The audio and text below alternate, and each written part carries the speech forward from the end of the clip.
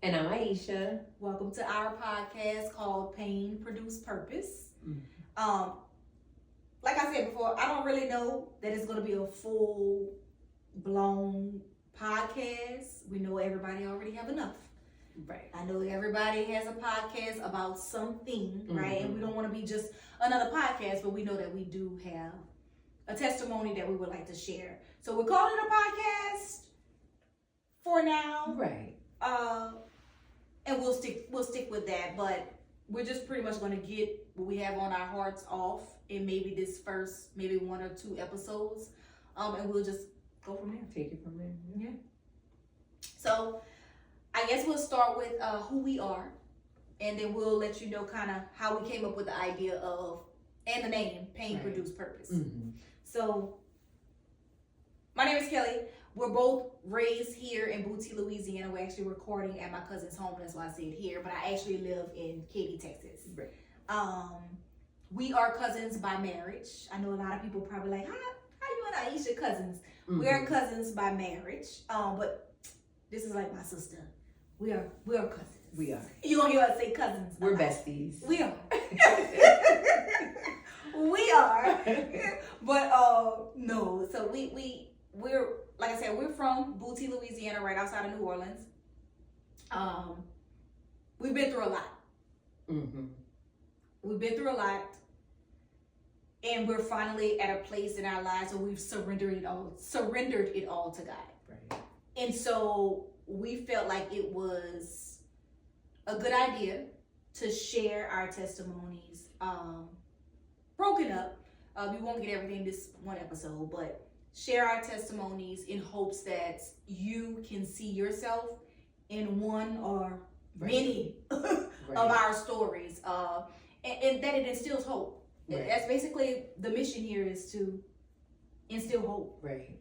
Like, so go ahead, cousin. No, basically I just wanted to say, like, piggyback off what you said, basically to get to the people our testimonies, that it can help somebody else, that they can take our stories and use it for their real life events that they may be facing at this time, and let them know that there is, hope, that, it can get better. Yes. With God. That's the foundation. It. With that, you have to have that. Yes.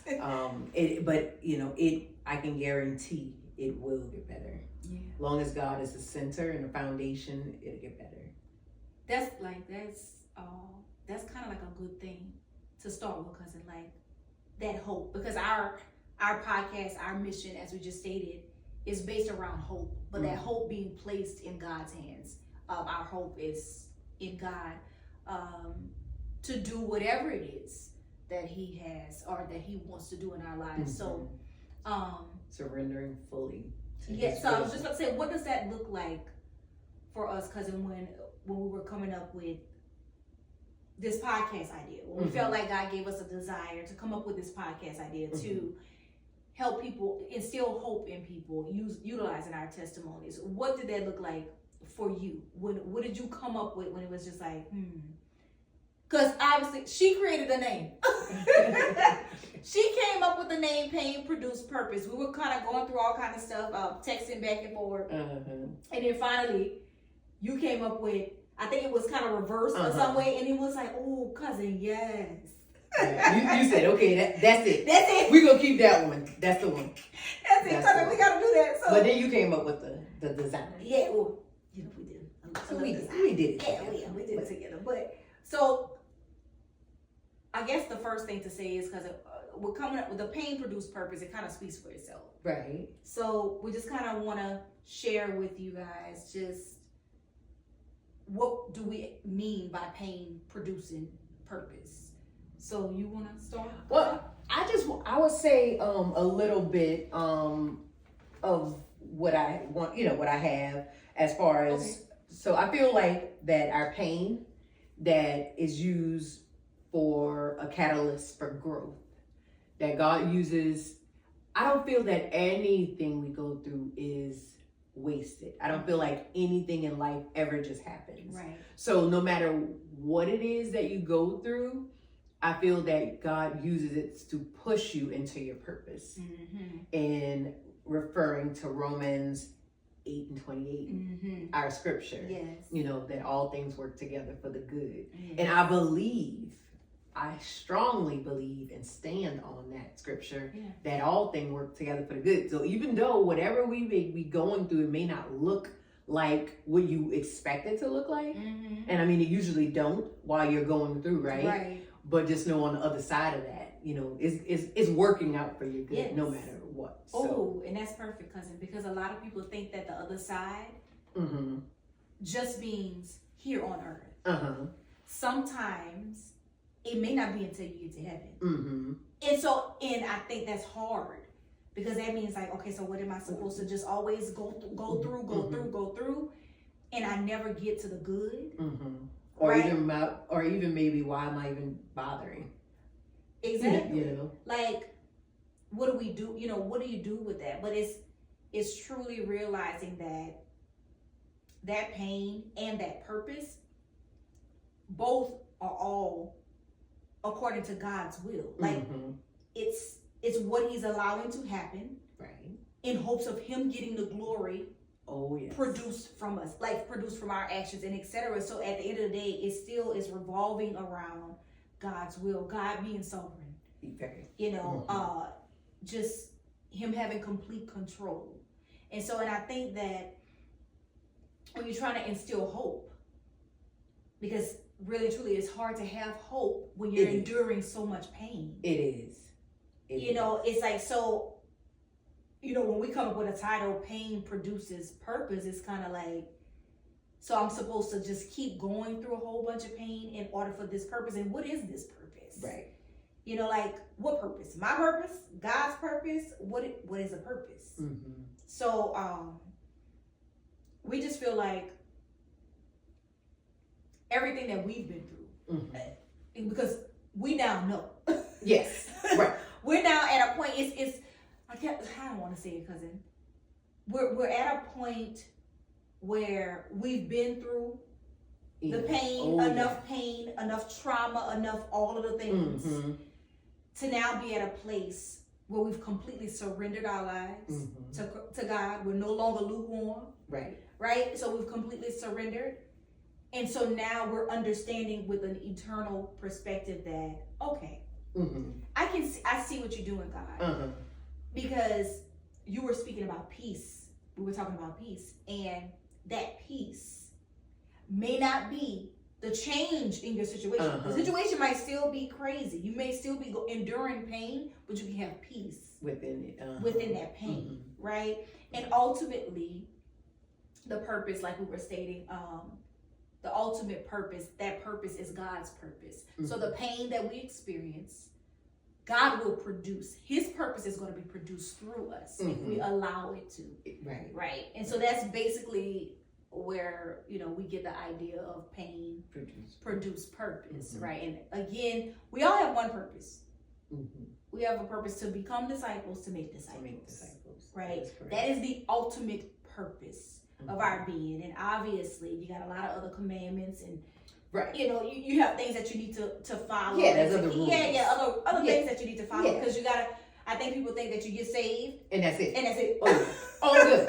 I'm good. I know Jesus. I have confessed with my mouth that I believe in Jesus, and I'm saved. But it's more to it than that. You have to now go through a sanctification process where He's purifying us. He's pruning us to look more like Christ. And to look more like Christ, we got to deal with our sin. We have to deal with those flaws. He has to bring some things out, and that's why we say produce. Because bringing those things out of us produces us to actually look more like Christ.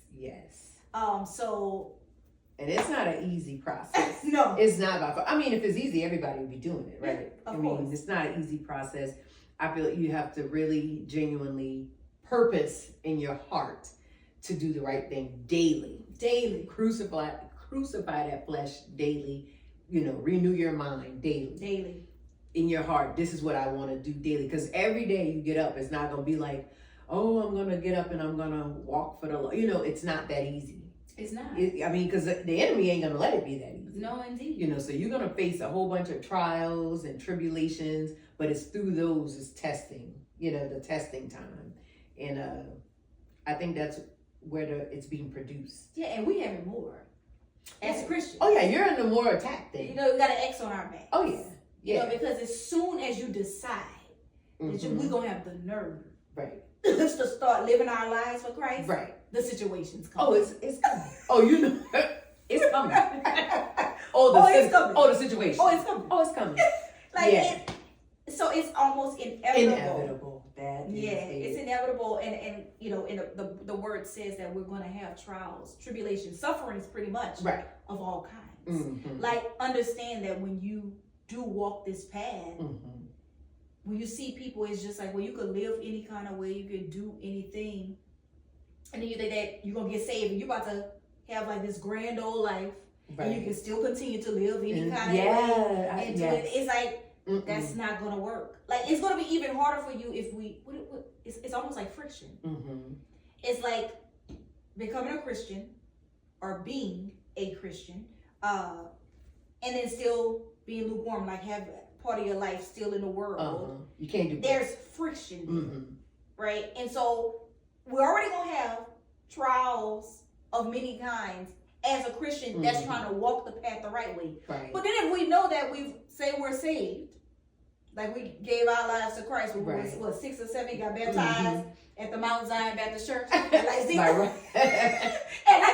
7 or 8 years old, right? Right. You know, and not really knowing what you're doing, but still being a part in the world, it's going to be, like, to me, tougher. Like, it's going to be worse because now you don't just have the Christian walk where you're surrendered and really trying to do it the right way. You're saying you're a Christian and you're living in the world. Now it's like really bad. And I really think there's more of us, and I don't have statistics behind this, but I really think that there's more people that say we are Christians. Oh yeah, then actually walk that life. Yeah, we're not really. Oh yeah, no, it's evident. Yeah, you know, just like you said, mouth say anything. I'm a Christian. I believe in God. I believe in God, and it's like, baby, knowing what I know today, you can't just say that you know God and live in the way that you live. We can't. You cannot. No. I mean, you can't. There's no. It has to be evident. Your life has to reflect that fruit. Right. Yeah. It has to be. It has to be. You're gonna see it. Like you're gonna see it. I mean, I see and I hear people say that I'm a Christian, but the way they live their life, baby, that's not lining up with it. But I'm not the one to judge. You know, I would observe, but you know, at that point, you see that person's not living. No, they're not living that way. They're not. And you know what? We can righteously judge, right? Because we still have to stand up for the gospel. So we can righteously judge, but of course, that's not being rude. That's not, that's not making people feel less than. It's none of that stuff. But it's like, hey, the word says. Because at the end of the day, disciples and make disciples. We're gonna go back to the word. Right. Like, don't take my word for it because it's not me saying it. Right. It's in the word. Yeah. So, living that kind of double life is something that we did.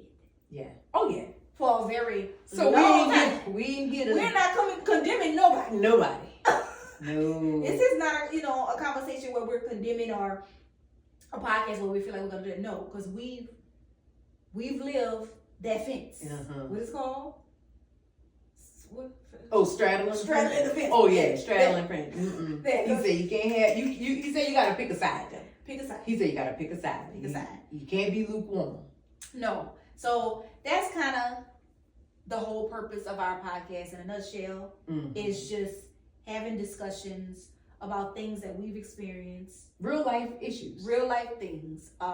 Some stuff you probably gonna get a lot of comedy in this podcast because we both silly, but we're silly. We can have good conversations no matter silly or not.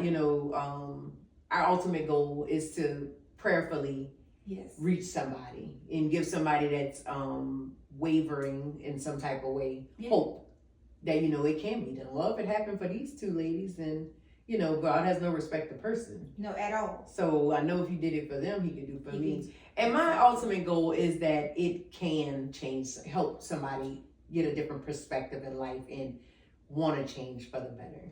and see somebody that or see people that are not celebrities. We're not celebrities. Oh yeah, we're not celebrities. So we're not people. We're everyday, average, 9 to 5 people, and many times that's what people can relate to. So it's almost like you're just getting a larger view, or you getting what I can call it, cousin, like they get the inside track to our normal conversations in our lives. You know what I'm saying? Like y'all able to we're just pretty much putting a camera on the conversations we would have anyway. Right. Because we go into some deep things. Yeah. And it's not like somebody else or the other people aren't already doing this. There are lots of podcasts out there that are having great conversations about things. But a lot of times these people are already in a position to where they're at celebrity status or they're well known in some way. And so we just feel like that we have an audience that will see us as themselves, because we're everyday girls that have experienced some crazy that has things. Families. Yes.